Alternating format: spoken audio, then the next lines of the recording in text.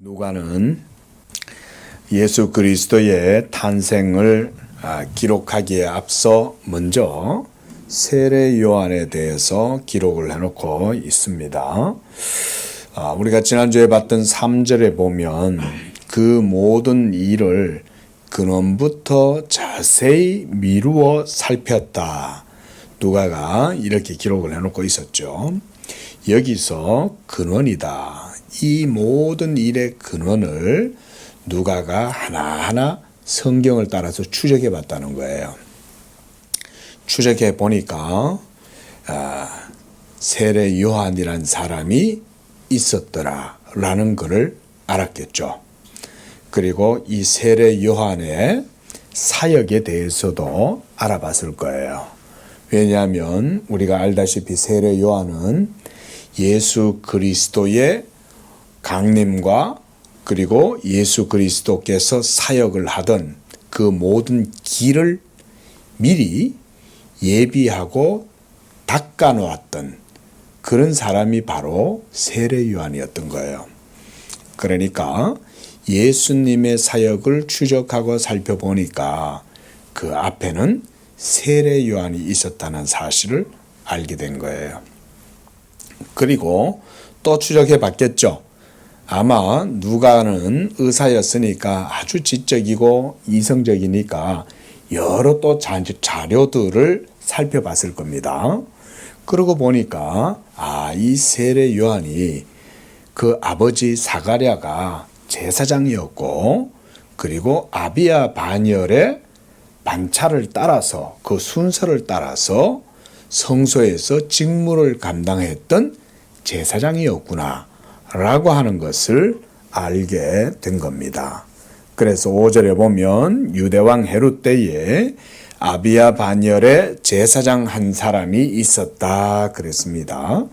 자, 바로 이 사가랴를 통해서 하나님께서 예수 그리스도의 탄생을 미리 보내주시는데 그가 바로 누구냐면 세례 요한이었던 거예요. 이 사가랴는 본문을 보면 그의 아내 엘리자벳과 함께 상당히 나이가 많은 사람들이었다는 것을 알 수가 있습니다. 5절에 보니까 그 이름은 사가랴요 그의 아내는 아론의 자손이다 이렇게 또 얘기를 해놓고 있습니다. 비교적 자세하게 기록을 해놓고 있죠. 그렇죠? 사가랴는 아비야 반열이었고 그 다음 그의 아내 엘리자벳은 아론의 자손이었더라. 그러니까 계보까지 다 살펴본 거죠. 예수 그리스도의 계보도 당연히 살펴봤겠죠. 그렇죠? 예수 그리스도의 근원에 대해서도 살펴봤을 거 아니에요. 예수 그리스도의 근원은 어디였을까요? 그렇죠. 예수 그리스도는 다윗의 자손이었잖아요. 그러니까 바로 이런 성경의 계보, 구약 성경에 있는 내용들을 살펴서 예수 그리스도에 대해서 살펴볼 때 먼저 언급한 것이 바로 이 세례 요한이었던 거예요. 7절에 보니까 엘리사벳이 잉태를 못함으로 그들에게 자식이 없었다 그랬습니다. 참 이게 우리가 보면 애 잘 낳는 사람은 그냥 낳지 마라 그래도 그냥 보상보상 그러고 잘 낳는데 또 어떤 사람은 보면 애 하나 가지려고 시험관 아기 만들고 인공수정하려고 애를 써봐도 돈을 뭐 수천만을 넣어도 못하는 사람들은 결국 안 되더라고요. 보니까 참 이게 애 하나 낳는다는 게 하나님의 섭리가 아니면 이게 아니구나 정말 이런 생각을 해보게 되는데요. 바로 이들 부부가 그랬던 것 같아요. 그런데 우리가 성경을 통해서 알 수 있는 건 그것도 사실은 하나님의 섭리였다는 것을 알 수가 있습니다. 하나님께서 이 두 부부에게 임신을 할 수 있는 은총을 주실 수 있었지만 하나님의 섭리를 따라서 하나님께서 그들에게 아이를 주시지 않은 거예요. 그런데 이제 예수 그리스도께서 탄생하실 때가 되자 하나님께서 미리 이 가브리엘 천사를 보내가지고 바로 이들에게 하나님께서 미리 이 선지자 세례 요한을 보내시는 겁니다. 그래서 이제 8절에 보니까 사가랴가 그 반열에 차례대로 하나님 앞에서 제사장 직무를 행할 때에 제사장의 전례를 따라 제비를 뽑아 주의 성전에 들어가 분향했다. 아론의 자손들이 또 많이 있잖아요. 그러다 보니까 아무나 또 대제사장을 하는 게 아니에요. 어떻게 하냐면 제비를 뽑는 거예요. 제비를 뽑아서 그 제비에 뽑힌 사람이 이 제사장 직무를 그 해에 담당을 하는 거예요. 그러니까 사가랴가 그때 뽑힌 거죠. 그렇게 해서 제사장 직무를 행하고 있을 때에 이제 10절에 보니까 모든 백성은 분향하는 시간에 밖에서 기도하더니 11절 주의 사자가 그에게 나타났다 그랬습니다. 바로 이 주의 사자는 19절에 보면 가브리엘이다 그랬습니다. 우리가 가브리엘, 미카엘은 우리가 다니엘서에서도 봤어요. 그렇죠? 하나님의 군대 장관 미카엘이 여호와의 군대 장관으로 이스라엘 백성들 앞에서 싸우고 이렇게 하던 것을 우리가 봤습니다. 다니엘서에서. 그렇죠? 이 미카엘은 그렇게 따지자면 전쟁을 하고 싸우는 이런 일들을 주로 담당했다면 천사 가브리엘은 하나님의 소식을 전하는 그런 전령이었다고 할 수가 있습니다. 성경에 있는 그런 내용들을 보면 천사들도 제 나름대로 다 자기 직무가 있는 것 같아요. 그렇죠? 미가엘은 군대 장관으로 싸우지만 이 가브리엘은 항상 소식을 전하는 전령이었어요. 그래서 하나님 앞에서 이 구원 사역을 이스라엘 백성들에게 그런 전하는 직무를 했던 게 바로 이 가브리엘이라는 것을 알 수가 있습니다. 그래서 11절에 보니까 주의 사자가 그에게 나타났다 그랬습니다. 아니 그 성막 안에는 아무나 못 들어오는데 들어가가지고는 이렇게 일을 하면서 향단에 향불을 피우고 뭐 이렇게 성전을 관리를 하고 청소도 하고 뭐 이렇게 했겠죠. 그러고 있는데 문득 거기에 천사가 얼마나 그 광채가 영광스러웠겠어요. 천사니까. 아주 뭐 그 천사라도 천사들은 이 신적인 광채가 있잖아요. 얼마나 빛이 났겠어요. 그 깜짝 놀랐겠죠. 천사를 보고는. 그래서 12절에 보니까 보고 놀라며 무서워하였다 그랬습니다. 그리고 13절에서는 이제 이 가브리엘이 사가랴에게 말합니다. 무서워하지 마라. 너의 간구함이 들린지라.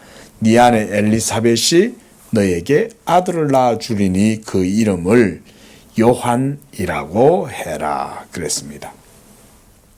애가 없으니까 하나님 앞에 애 달라고 기도했겠죠. 하나님 자녀 주세요. 자녀 주세요. 오늘날도 임신하지 못하는 그런 분들은 또 이렇게 하나님께 기도하겠죠. 그런데 하나님은 이들에게는 특별한 섭리와 은총 가운데 이제 자녀를 예비해 놓으셨던 거예요. 그래서 이들이 자녀를 위해서 기도하고 그것 때문에 참 엘리자벳은 또 얼마나 또 마음이 참 남편한테도 미안하고 그랬겠어요. 그렇죠? 왜냐하면 자녀를 낳아줘야 되는데 이게 남편한테 자녀가 없으니까 이 아내 입장에서는 참 많이 미안했을 거 아니에요. 그게 아브라함도 사라가 애를 못 낳으니까 하가를 갖다가 아브라함의 방에다가 들라보내가지고는 여종한테서 그냥 애를 낳으려고 그렇게 해가지고 태어난 게 이스마엘이잖아요. 그러니까 이 참 여인들 입장에서는 참 또 남자가 모르는 그런 고민이 있을 거예요. 예? 남자는 또 그것도 잘 몰라요. 그냥 뭐 애 없는 거지 뭐 그냥 이래 살지 뭐 이럴 텐데 또 여자의 마음은 또 안 그럴 수도 있잖아요. 그렇죠? 그러니까 이 두 부부들이 하나님 앞에 기도도 많이 했겠죠. 무엇보다 제사장의 반열을 따라서 다른 집에는 다 자손들이 있었을 거 아니에요. 그죠? 다른 제사장 집안, 자기들 사촌, 동생들, 뭐 이런 형들, 이런데 다 조카들이 태어나고 이렇게 할 텐데 자기들은 없으니까 하나님 앞에 기도를 했던 거예요. 하나님 애 주세요. 아들도 하나 주세요. 이랬는데 이제 그 기도가 하나님께 들린 거죠. 이것도 하나님의 때가 되니까 그랬던 거 아니겠어요? 그렇죠? 예수 그리스도의 이 대구속의 사역을 이루는 그 때가 되었을 때 하나님이 예비하신 요한이 그때에서야 출생하게 되는 거죠.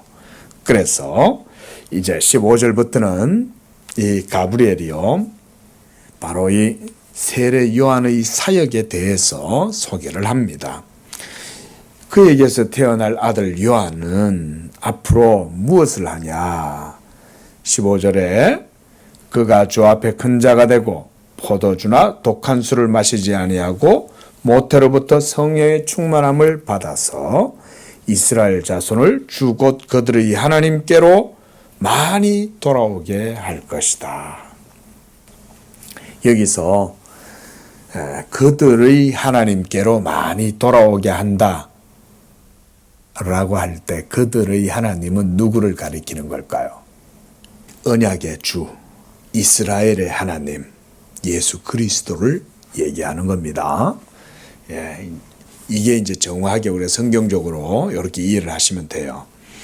제가 많이 강조했죠. 구약시대 때 이스라엘 백성들을 광야에서 이끌고 다니시고 또 모세와 함께 호렙산에서 시내산에서 만나서 율법을 수여하시고 가나안 땅에 들어갈 때 그들 앞에서 행하시고 구름 기둥과 불 기둥과 메추라기와 만나를 먹이신 바로 그 하나님, 그분은 우리가 신학적으로는 삼위일체 가운데 제2위이신 성자 예수 그리스도입니다. 여러분, 구약시대 때도 삼위일체 하나님이 계셨지만 모든 사역을 이스라엘 앞에서 행하실 때에는 그가 바로 언약의 사자 예수 그리스도입니다. 이런 게 이제 신학적인 이해예요. 여호와라 그래서 삼위일체가 아닌 게 아니에요. 우리가 지난주부터 이제 봤잖아요. 출애굽기 33장, 34장 이런 데 보면은 모세와 함께 만나서 대화를 나누고 또 여호와의 영광을 모세 앞에 드러내고 했던 그 여호와, 그분은 예수님인 거예요. 그래서 내가 여호와의 영광을 네 앞에 반포하겠다 그러잖아요.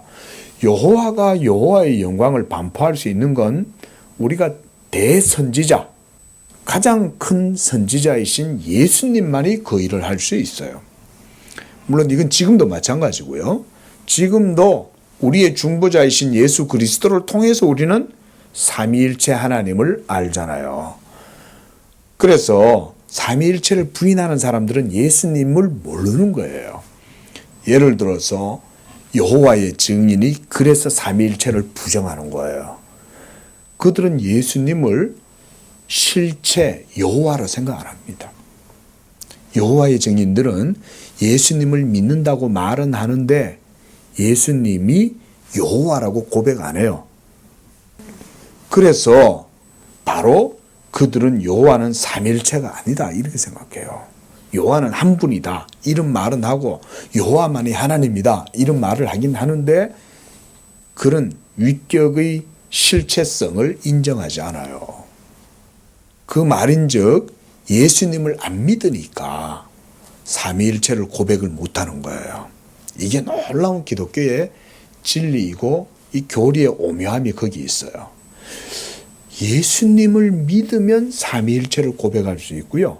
예수님을 안 믿으면 삼위일체에 대해서 모릅니다. 신관념은 있어요. 왜냐하면 사람은 태어날 때부터 이 종교의 관념을 가지고 태어나기 때문에요. 신관념이 있긴 한데 그러나 그 하나님이 삼위라는 사실은 몰라요. 이게 그래서 삼위일체 교리가 기독교에 있어서는 아주 뿌리와도 같은 거죠. 그 예수님을 모르면 안 돼요. 그러니까 여기에서 16절에서 이스라엘 자손을 그랬잖아요. 이들이 바로 언약의 자손들이잖아요. 그리고 그들의 하나님인 거예요. 그 이스라엘의 하나님이 바로 예수 그리스도 언약의 주, 언약의 사자였다. 우리가 이렇게 이해를 하시면 되는 거예요. 그런데 바로 여기에 세례 요한의 사역에 의의가 있습니다. 세례 요한의 사역은 그러니까 하나님께로부터 떠나 있던 이스라엘 백성들을 다시금 하나님께로 돌아오게 하는 이 역할을 하는 거예요. 자, 우리 다시 한번 상기를 해 보십시오. 우리가 다니엘서 공부를 했습니다. 그렇죠? 자, 다니엘서에서 그들이 어디에 있었습니까? 다니엘서에 보면 이스라엘 백성들이 어느 시절에 다니엘서가 기록되었습니까? 바벨론의 포로가 되었을 때죠. 그들이 왜 바벨론의 포로가 되었습니까? 하나님의 말씀에 불순종하고 끝까지 하나님을 떠났기 때문에 그런 거죠. 그렇죠? 하나님을 떠나자 이사야 선지자도 보내시고 예레미야 선지자도 보내시고 여러 선지자들을 보냈지만 그들은 끝까지 하나님 말씀에 불순종하다가 결국은 아수르의 멸망도 당하고 또 남왕국 유다는 시드기야 왕 때 이르러서는 바벨론에 70년 동안 이제 포로 생활을 하게 되는 거죠. 하나님이 포로로 그들을 바벨론으로 보내버리신 거예요. 그 귀향을 한 70년 간 거죠. 그러니까 70년 동안 거기에 있다가 다시 또 돌아와서 예루살렘이 다시 복원되고 예수님이 오실 때까지 이스라엘이 이제 헬라 제국과 그다음 로마 제국과 그런 역사가 변천되는 과정 속에 이스라엘이 그 팔레스타인에서 이제 삶을 살아가게 되었던 거예요. 그래서 여러분 그런 나름대로의 우리가 성경 배경 지식을 그 정도라도 가지고 이 내용을 봐야 됩니다. 오늘 5절에 보면 유대왕 헤롯이 있죠. 이 사람도 정통 유대인이 아니에요. 이 사람은 에돔 족속이에요. 에돔 족속. 그런데 그의 할아버지 때부터 해가지고 이 헤롯 대왕 왕가들 위해서 이제 로마와 결탁을 해가지고 정치적으로 자기네들이 유다의 왕이 된 거예요. 유대 지역에. 원래 다윗은 지파가 어디였습니까? 유다 지파죠. 그렇죠? 그리고 하나님께서는 이 다윗과 무엇을 맺으셨어요? 언약을 맺으셨죠. 다윗에게 맺으신 하나님의 언약의 내용이 뭐였어요? 내가 다윗의 집을 내 앞에서 영원토록 있게 하고 다윗의 왕위가 그의 집에서 떠나지 아니하리라. 이게 다윗 언약의 주요한 핵심이었죠. 우리 한번 잠깐 볼까요?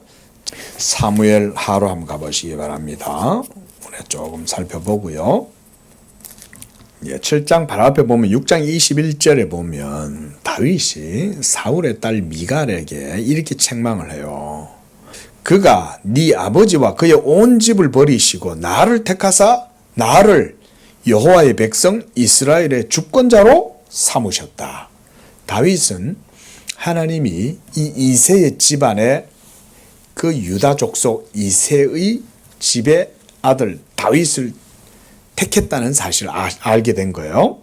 자, 이제 7장으로 한번 가봅시다. 7장에 보면 어떤 일이 벌어지냐면 이제 다윗이 왕이 된 거죠. 이제 사울도 죽고.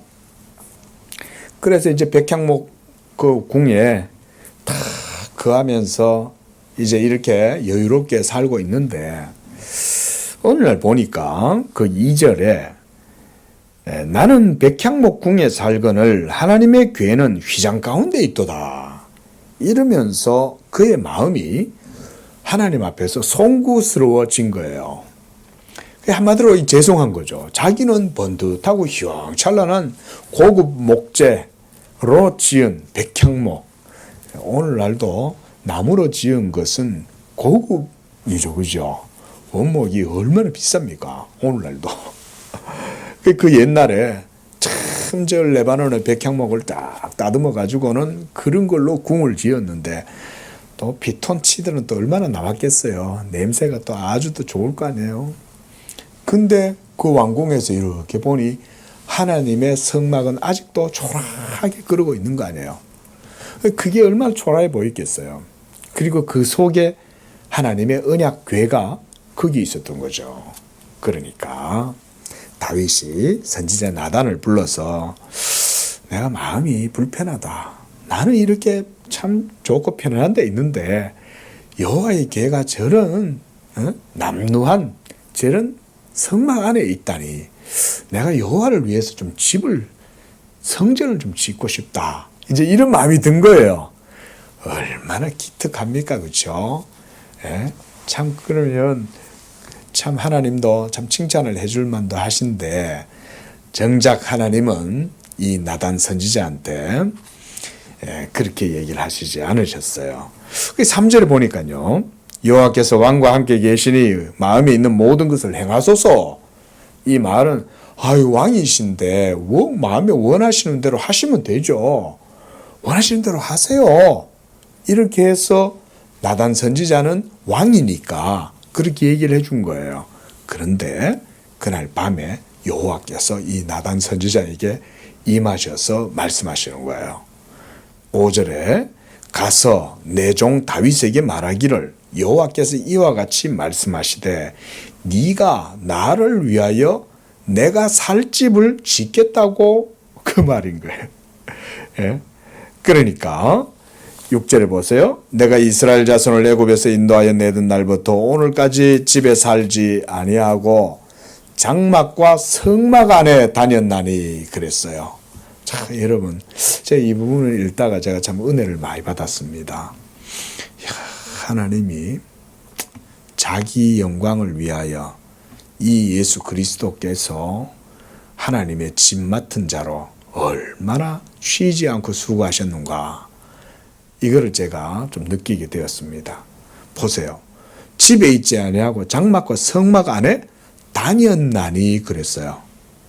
그러니까 제사장들만 성막 안에서 다닌 게 아니라 사실 여호와 제2위 성자 예수 그리스도가 모세보다 훨씬 더 하나님의 집을 맡아갖고 그 집의 맞이로서 열심히 하나님의 일을 했다는 거예요.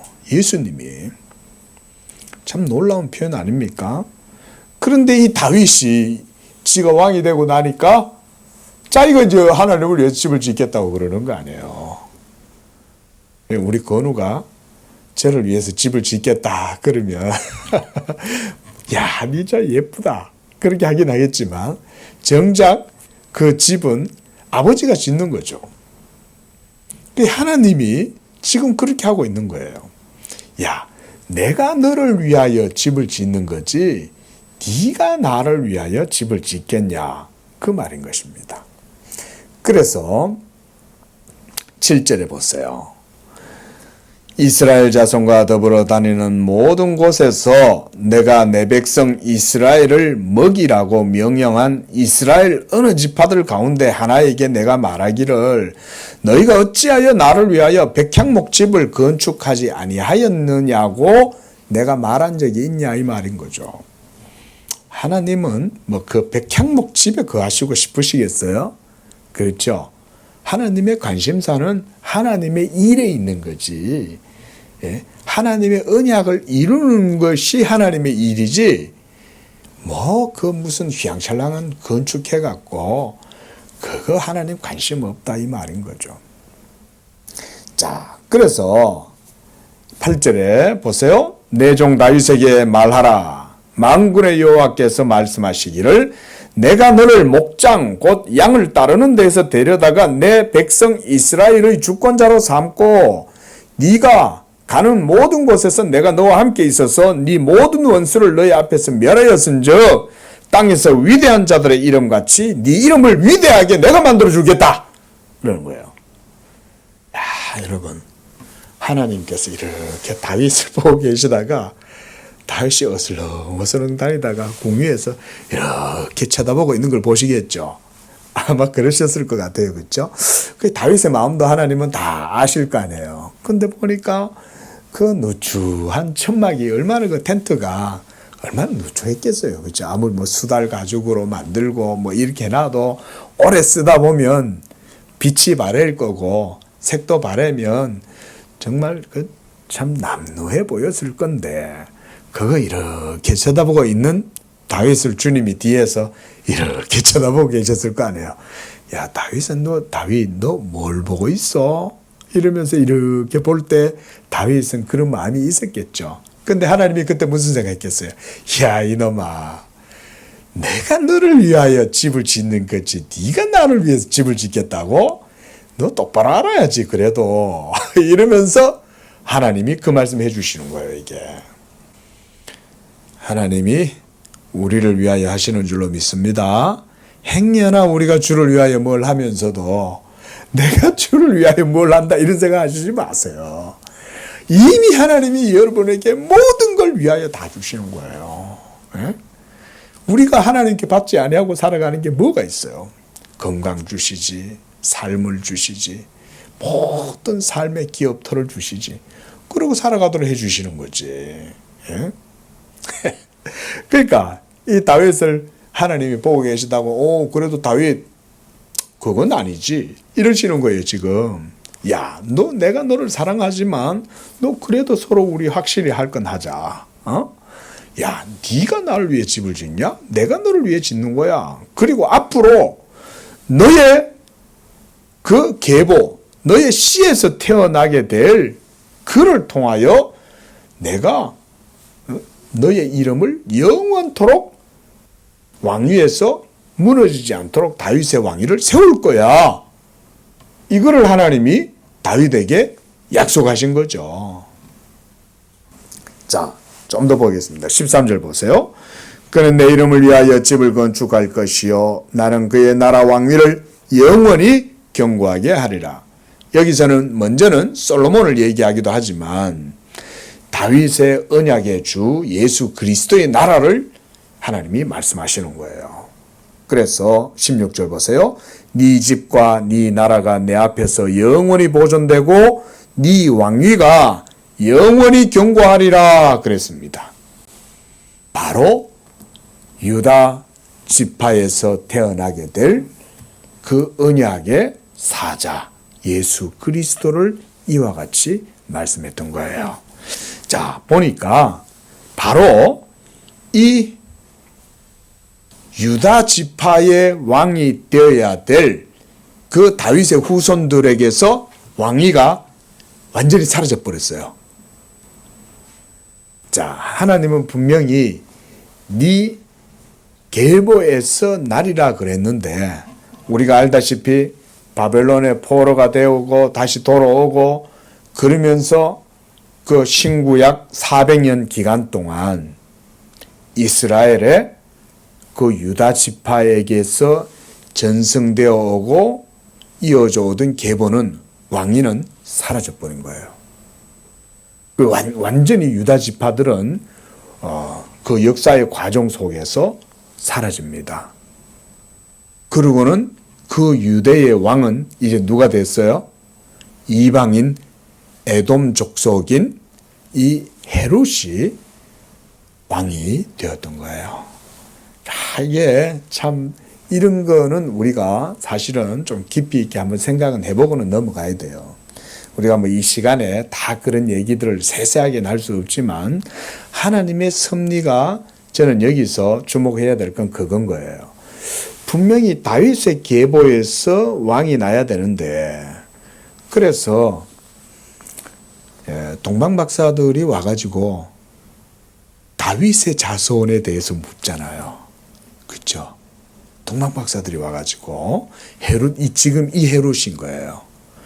이 헤롯, 이 사람한테 와가지고는 유대인의 왕으로 나신 네가 어디 있습니까? 라고 이렇게 물은 거예요. 이 사람이 전부 다 2살 아래 태어난 모든 그 지경에서 태어난 아이들을 싹 다 죽인 거예요. 엄청 악한 왕이에요. 그러니까 이 유대인의 진정한 왕이신 예수는 지금 완전히 어디 있는지 알지도 못하고 엄한 놈이 와가지고 그 자리에 앉아가지고 지금 왕 노릇하고 있는 거잖아요. 이런 걸 보면 이게 참 이 하나님의 섭리가 우리 사람의 생각하고 다른 거예요. 우리가 생각할 땐 하나님께서 우리가 아까 보았던 사무엘 하의 말씀처럼 그의 왕위가 견고하리라고 그랬는데 정작 그 다윗의 계보에서 난 왕의 계보들은 완전히 다 사라져버린 거죠. 한마디로 다윗 왕가들은 전부 다 이제 없어지고 이름만 이제 남은 거예요. 우리가 옛날에 보면 그 삼국지 이런 데 보면 유비가 그런 사람 아닙니까? 유비는 그래 따지자면 왕족이잖아요. 근데 이 왕족이었던 유비는 사실은 이름만 그냥 왕가의 자손이다. 뭐 이런 이제 그런 이름의 명예는 있을지 모르지만 유비가 그래 따지자면 누가 그거 왕족이라고 온전하게 대우해주고 이러지도 별로 않잖아요. 저 위에 이제 권세 있는 사람들이나 당신 옛날에 그 왕족의 자손이요? 이럴 정도지, 그죠? 예? 그런데 더 이상 유비가 그런 게 아니었잖아요. 그런 것처럼 이제 유다 지파, 즉 다윗의 후손들에게서 이어지는 이런 왕권 계승은 더 이상 의미가 없게 되어버린 거예요. 여기에 우리가 주목해야 될 게 뭐냐면 하나님이 다윗 언약에서 이어져 오던 구약의 모든 역사를 이제 예수 그리스도에게서 새롭게 이루시기 위해서 율법을 통하여 이루어지던 그 구약의 언약이 이제는 끝나고 새로운 언약의 시대가 이루어지게 되는 것을 하나님이 이런 방식 가운데에서 전환시키시는 거예요. 그렇게 함으로써 진정한 유대인의 왕 예수 그리스도를 이와 같이 드러내실 때 그 왕의 탄생과 그 왕의 행차를 알리는 그 역할을 하는 사람이 누구였겠어요? 세례 요한이었던 거예요. 세례 요한은 바로 유대인의 왕, 진정한 언약의 왕이신 예수 그리스도, 다윗의 자손을 이제 준비하기 위한 그의 대로를 준비하는 자로서 세례 요한이 이 일을 하시는 거예요. 저는 누가가 이런 것까지 고려했을까? 저는 그렇게까지는 생각하지 않습니다. 누가가 이걸 기록할 때는 그저 역사적 사실을 기록한 거예요. 그리고 어느 정도 신학적인 이해도 있었겠죠. 왜냐하면 이스라엘 사람들에게는 무너진 다윗의 터를 다시 세우고자 하시는 예언이 있었잖아요. 그러니까 다윗의 자손이 다시금 세워지게 될 거라는 것에 대한 이런 소망이 유대인들 가운데 있었기 때문에 그래도 누가는 그런 점을 유념은 했을 거예요. 바로 이 무너진 다윗의 성을 회복시키는 자는 다윗의 자손 예수다. 이 이제 사실에 대해서는 알고 있었던 거죠. 그런 가운데에 바로 이 세례 요한의 사역을 누가가 주목을 하고 기록을 한 거예요. 그래서 17절에 보면 엘리야의 심령과 능력으로 주 앞에 먼저 와서 그랬습니다. 이 세례 요한의 사역이 얼마나 막중한 거냐면 그저 평범한 상황에서는 감당할 수 없는 거예요, 이게. 그저 평범한 목사가 가지고는 그 일을 할 수가 없어요.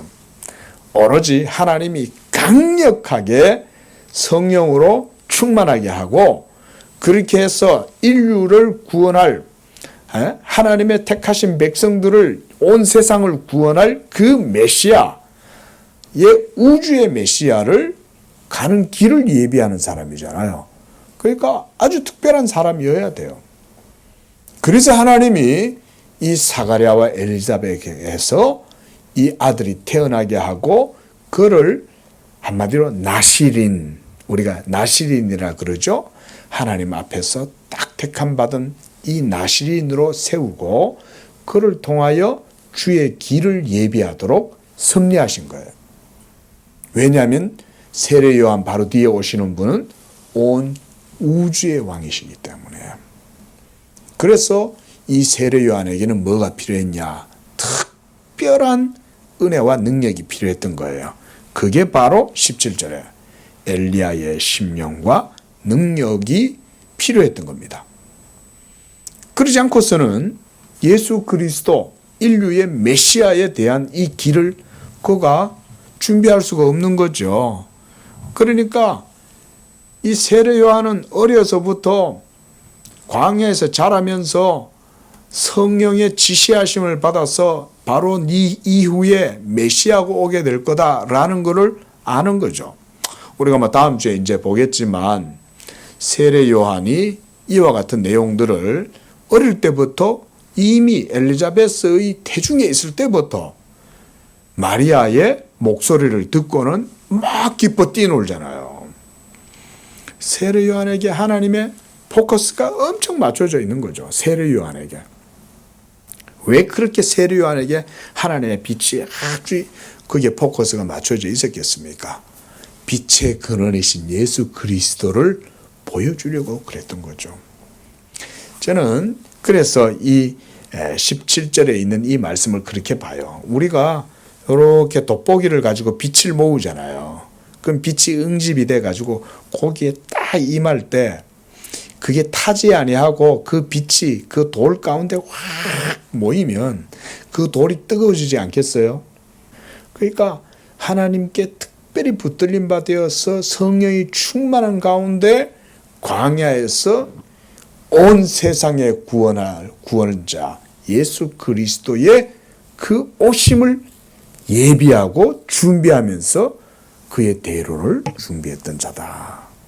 그래서 17절 하반절에 보면 아버지의 마음을 자식에게 거스르는 자를 의인의 슬기에 돌아오게 하고 주를 위하여 세운 백성을 준비하리라. 세례 요한 사역이 이거예요. 자, 이렇게 함으로써 예수님이 오시는 길을 준비하는 거죠. 우리가 다른 복음서에서도 봤듯이 세례 요한은 그 얘기도 하죠. 내 뒤에 오시는 이는 나보다 크시니 나는 그의 신발 끈도 하나 감당할 수 없다. 왜냐하면 예수님은 그만큼 온 우주의 왕이니까. 그러니까 그 예수님을 그렇게까지 인식하고 있었던 거죠. 그럼에도 불구하고 세례 요한은 그 예수가 분명히 하나님께로부터 온다는 사실은 알고는 있었는데 누구인지 몰랐던 거예요. 이 사실이 참 어떻게 보면 이해할 만도 하지만 왜냐하면 아주 특별한 경험들이 있었을 거 아니에요. 그럼 그 엄마 엘리자벳이 얘기를 해줄 거 아니에요. 그렇죠? 얘야, 저 너의 그러니까 이종인가요? 그러니까 엘리자벳하고 마리아는 이제 사촌이죠. 그러니까 야, 너 저 이모에게서 난 그 아이는 하나님의 아들이야. 이런 얘기가 그 서로 오가지 않았겠어요? 엘리자벳은 마리아의 태중에 잉태된 그 씨가 하나님의 아들이라는 것을 알고 있었잖아요. 내 주의 모친이 내게 나오니 이 어찌된 일인고 이렇게 얘기하잖아요. 그래서 이제 다음 주에 볼 거예요. 43절에 보면 내 주의 어머니가 내게 나오니 이러잖아요. 그러니까 마리아의 복중에 있는 그 아기는 엘리자벳의 주님이다. 이렇게 고백하고 있는 거 아닙니까? 그래서 바로 이런 과정 속에 이제 세례 요한이 태어나게 된 겁니다. 그리고 이제부터는 이제 천사가 사가랴가 이제 이 천사에게 말합니다. 그렇게 될 것에 대해서 내가 어떻게 알겠습니까? 나도 늙고 아내도 나이가 많은데 아마 이때 당시에 이제 제사장의 반열에서 제비를 뽑고 제사장 역할을 할 정도가 되면 최소 기본적으로 한 50세 정도는 되었을 것이다. 제가 그 정확하게 그건 좀 찾아보지는 못했고요. 아마 제사장의 역할을 감당하려면 어른이 돼야 되겠죠. 그렇죠? 최소한 50세 이상은 됐을 거예요. 이미 아기 낳기는 포기했을 거고 그런 가운데에 하나님의 특별한 역사가 있게 된 거죠. 뭐 하나님은 하실 수 있죠. 그렇지 않겠습니까? 그래서 거기도 보면 20절에 보면 네가 말 못하는 자가 되어 능히 말을 못하리니 이는 네가 내 말을 믿지 아니함이거니와 그랬어요. 참 이럴 때 하나님이 천사가 말을 하면 이 하나님의 말씀으로 믿고 이래 해야 되는데 그렇게 따지자면 이 참 사가랴도 마음에 준비가 안 돼 있었던 것 같아요. 그 천사가 와가지고 이제 이런 일들을 하는 거죠. 그리고 그러는 동안 20절에 보면 이 일 때문에 이제 천사가 이 한 예조를 보여주는 겁니다. 그게 뭐냐면 이 일이 이루어질 때까지 네가 말 못하는 자가 되게 될 것이다. 이렇게 말씀을 합니다. 자, 이렇게 함으로써 바로 천사가 얘기했던 그 일이 사실이라고 하는 예조를 보여주는 거죠. 징조를 보여주는 거죠. 사가랴는 말을 하려고 해도 이게 말을 못하니까 얼마나 답답했겠어요. 그런데 그가 말을 못하는 동안 뭘 생각하겠습니까? 천사가 말했던 그 내용에 대해서 생각을 하겠죠. 내가 말 못하게 된 이유는 천사가 전해준 그 내용을 믿지 않았기 때문에 그런 거야. 이 생각을 세례 요한이 태어날 때까지 그 얘기를 할 거 아니에요. 생각을. 이런 게 하나님의 섭리라고 저는 봅니다. 자, 이렇게 함으로써 이제 21절에 백성들이 사가랴를 기다리고 그가 성전에서 지체함을 이상히 여기더라. 그가 나와서 그들에게 말을 못하니 백성들이 그가 성전 안에서 환상을 본 줄 알았더라. 뭐 유대인들에게는 이런 여러 가지 또 신비한 소위 엑스트라오디너리한 이런 일들이 그들에게는 종종 있었습니다. 자, 이런 일들을 겪고 나왔을 때 그가 성전 안에서 환상을 보고 그런가 보다. 그런데 말은 못하겠고 22절에 보니까 그가 몸짓으로 뜻을 표시하고 그냥 말 못하는 대로 있더니 그랬습니다. 여러분 천사는요 능력이 있어요. 천사도 강력한 능력이 있습니다. 자, 23절 그 직무의 날이 다 되매 집으로 돌아오니라. 이후에 그의 아내 엘리사벳이 잉태하고 5달 동안 숨어 있으며 이르되 주께서 나를 돌보시는 날에 사람들 앞에서 내 부끄러움을 없게 하시려고 이렇게 행하셨다. 5달 동안 엘리사벳이 임신해가지고는 이렇게 있었다는 거예요. 뭐 여기는 몇 가지 의미가 저는 있다고 생각을 합니다. 어쨌든 이제 엘리자벳 자신이 25절에서 이제 고백을 하고 있잖아요. 나를 돌보시는 날에 사람들 앞에서 내 부끄러움을 없게 하시려고 이렇게 하셨다. 이 사가랴가 참 이런 천사에 대한 얘기를 많은 사람들한테 해고 이러면 또 그 나이 많은 늙은 이 산모의 노산이잖아요. 그러니까 애가 들어섰어? 천사가 했던 그 말이 이루어진 거야? 이러면서 사람들이 얼마나 그걸 가지고 또 가십거리를 삼았겠어요. 그렇죠? 그런데 사가랴가 말을 못하니까 엄중해지는 거죠. 여기 뭔가 있나 보다. 그러니까 세례 요한한테 포커스가 맞춰지니까 그 세례 요한의 사역과 그의 인격을 강조하기 위해서 이렇게 하지 않았겠나 그런 생각이 듭니다. 왜냐하면 이 보통 인물이 아니잖아요. 이 범상치 않은 인물이 태어나는 것을 아무렇게나 그냥 가십거리가 되어버리면 안 되는 거죠. 왜냐하면 세례 요한은 귀한 존귀한 그리스도의 사역을 준비했던 사람이니까 함부로 취급되거나 입방아에 오르내려서는 안 되는 거예요. 그러니까 저는 이런 섭리 가운데 하나님이 이렇게 하셨다라고 생각을 합니다. 그래서 부끄러움을 없게 하시려고 이렇게 한 거예요. 아이고야 참 늙어가 주책이다 이럴 거 아니에요, 그렇죠? 예? 뭐 지금 말이야 이제 할아버지 할머니 다 된 사람들이 애를 낳았냐 이러면서 막 그럴 거 아니에요. 그런데 세례 요한은 아주 특별한 인물이었다는 사실이 이런 걸 통해서 강조되는 거죠. 야, 그 아버지가 성전에 들어가가지고 뭘 봤대? 말을 못하네? 뭔 일이지? 그랬을 거 아니에요. 그러면서 세례 요한이 많은 사람들의 이목이 세례 요한에게 집중되는 가운데에 세례 요한이 태어나게 됩니다. 그리고 이 세례 요한이 태어나고 난 이후에는 그때부터는 특별한 또 삶을 살아가는 거죠. 그리고 그는 늙을 때까지 안 살아요. 우리가 알다시피 이 헤롯 그의 아들에게서 또 죽임을 당하잖아요, 나중에.